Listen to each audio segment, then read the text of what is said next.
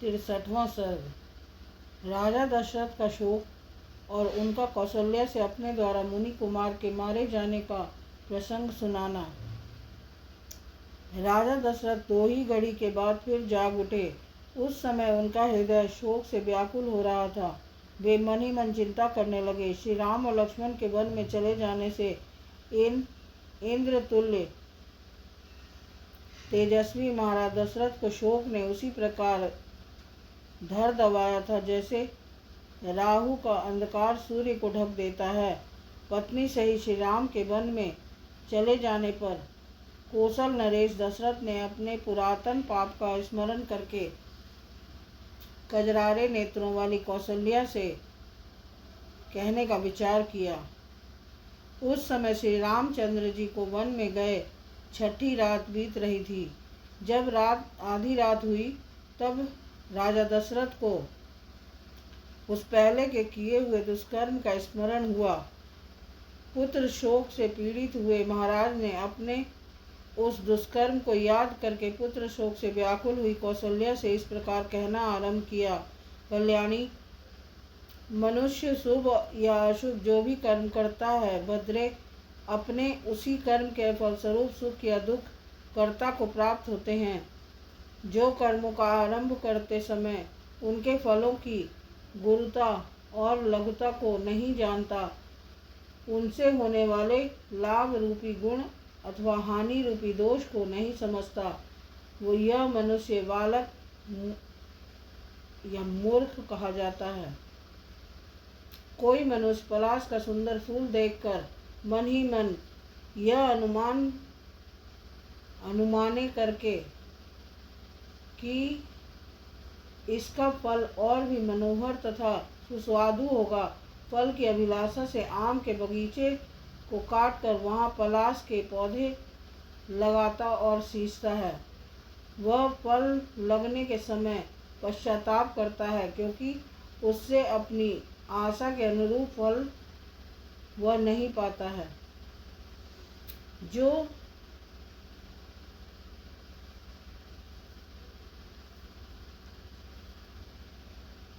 क्रियमाण कर्म के फल का ज्ञान या विचार न करके केवल कर्म की ओर ही दौड़ता है, उसे उसका फल मिलने के समय उसी तरह शोक होता है जैसे कि आम काटकर पलाश सींचने वाले को हुआ करता है।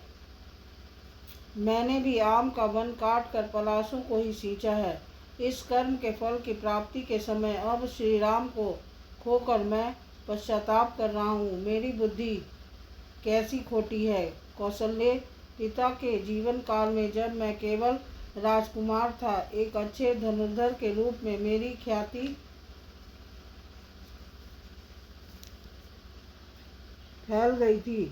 सब लोग यही कहते थे कि राजकुमार दशरथ शब्द वेदी बाण चलाना जानते हैं। इसी ख्याति में पढ़कर मैंने यह एक पाप कर डाला था जिसे अभी बताऊंगा।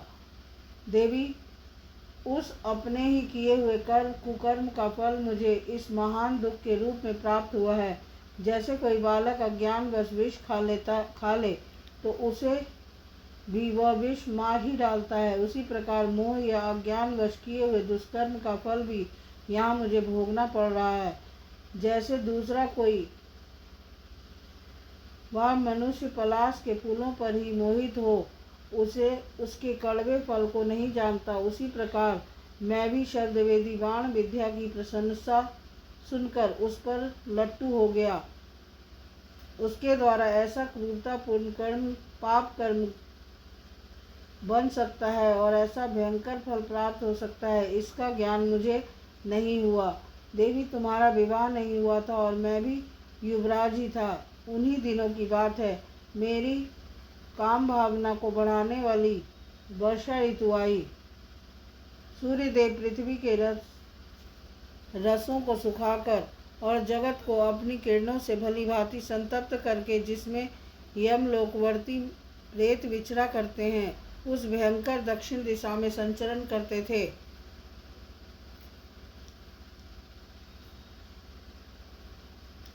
सब और सजल मेघ दृष्टि गोचर होने लगे और गर्मी तत्काल शांत हो गई। इससे समस्त मेढकों, चालकों और मयूरों में हर्ष छा गया।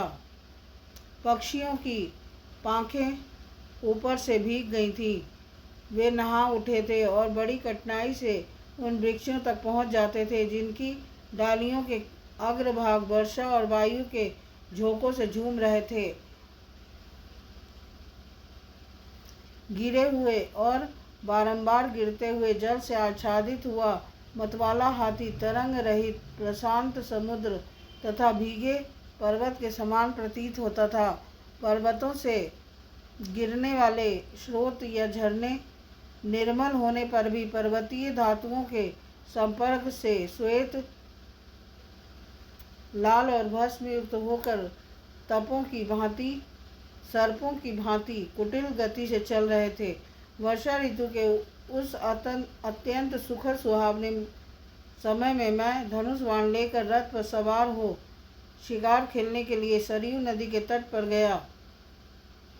मेरी इंद्रियां मेरे बस में नहीं थी। मैंने सोचा था कि पानी पीने के घाट पर रात के समय जब कोई उपद्रवकारी भैंसा, मतवाला हाथी अथवा सिंह, व्याघ्र आदि दूसरा कोई हिंसक जंतु आवेगा तो मैं उसे मारूंगा। उस समय वहां सब और अंधकार छा रहा था। मुझे अकस्मात पानी में घड़ा भरने की आवाज़ सुनाई पड़ी। मेरी दृष्टि तो वहां तक पहुंचती नहीं थी, किंतु वह आवाज़ मुझे हाथी के पानी पीते समय होने वाले शब्द के समान जान पड़ी। तब मैंने यह समझकर कि हाथी ही अपनी सूंड में पानी खींच रहा होगा, अतः वही मेरे पाप बाण का निशाना बनेगा, तरकस से एक तीर निकाला और उस शब्द को लक्ष्य करके चला दिया। वह दीप्तिमान बाण विषधर सर्प के समान भयंकर था। वह उषः काल की बेला थी। विषैले सर्प के सदृश उस तीखे बाण को मैंने जो ही छोड़ा त्यों ही वहाँ पानी में गिरते हुए किसी वनवासी का हाहाकार मुझे स्पष्ट रूप से सुनाई दिया। मेरे बाण से उसके मर्म में बड़ी पीड़ा हो रही थी। उस पुरुष के धराशायी हो जाने पर वहाँ यह मानव वाणी प्रकट हुई, सुनाई देने लगी। आह, मेरे जैसे तपस्वी पर शब्द का प्रहार कैसे संभव हुआ। मैं तो नदी के इस एकांत तट पर रात में पानी लेने के लिए आया था। किसने मुझे बाण मारा है? मैंने किसका क्या बिगाड़ा था? मैं तो सभी जीवों को पीड़ा देने की वृत्ति का त्याग करके ऋषि जीवन बिताता था। वन में रहकर जंगली फल मूलों से ही जीविका चलाता था। मुझ जैसे निरपराध मनुष्य का शस्त्र से वध क्यों किया जा रहा है? मैं वक्कल और मृगचर्म पहनने वाला जटाधारी तपस्वी हूँ। मेरा वध करने में किसने अपना क्या लाभ सोचा होगा? मैंने मारने वाले का क्या अपराध किया था? मेरी हत्या का प्रयत्न व्यर्थ ही किया गया। इससे किसी को कुछ लाभ नहीं होगा, केवल अनर्थ ही हाथ लगेगा। इस हत्यारे को संसार में कहीं भी कोई उसी तरह अच्छा नहीं समझेगा जैसे गुरु पत्नी गामी को। मुझे अपने इस जीवन के नष्ट होने की उतनी चिंता नहीं है। मेरे मारे जाने से मेरे माता पिता को जो कष्ट होगा उसी के लिए मुझे बारंबार शोक हो रहा है। मैंने इन दोनों वृद्धों का बहुत समय से पालन पोषण किया है। अब मेरे शरीर के न रहने पर ये किस प्रकार जीवन निर्वाह करेंगे? घातक ने एक ही बाण से मुझे और मेरे बूढ़े माता पिता को भी मौत के मुख में डाल दिया।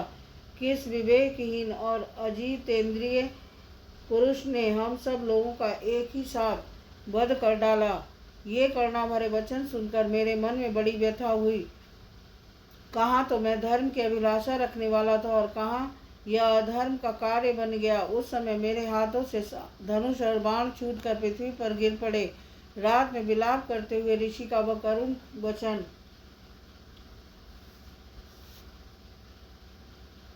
सुनकर मैं शोक के वेग से घबरा उठा। मेरी चेतना अत्यंत विलुप्त सी होने लगी। मेरे हृदय में दीनता छा गई। मन बहुत दुखी हो गया। सरयू के किनारे उस स्थान पर जाकर मैंने देखा एक तपस्वी बाण से घायल होकर पड़े हैं। उनकी जटाएं बिखरी हुई हैं, घड़े का जल गिर गया है तथा सारा शरीर धूल और खून में सना हुआ है। वे बाण से बिंधे हुए पड़े हुए थे। उनकी अवस्था देखकर मैं डर गया। मेरा चित्त ठिकाने नहीं था। उन्होंने दोनों नेत्रों से मेरी ओर इस प्रकार देखा मानो अपने तेज से मुझे भस्म कर देना चाहते हों। वे कठोर वाणी में बोले, राजन, वन में रहते हुए मैंने तुम्हारा कौन सा अपराध किया था जिससे तुमने मुझे बाण मारा? मैं तो माता पिता के लिए पानी लेने की इच्छा से यहाँ आया था। तुमने एक ही बाण से मेरा मर्म विदीर्ण करके मेरे दोनों अंधे और बूढ़े माता पिता को भी मार डाला। वे दोनों बहुत दुबले और अंधे हैं।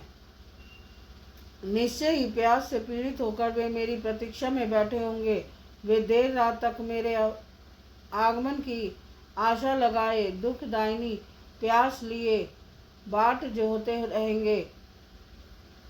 अवश्य ही मेरी तपस्या अथवा शास्त्र ज्ञान का कोई फल यहाँ प्रकट नहीं हो रहा है, क्योंकि पिताजी को यह नहीं मालूम कि मैं पृथ्वी पर गिरकर मृत्यु शैया पर पड़ा हुआ हूँ।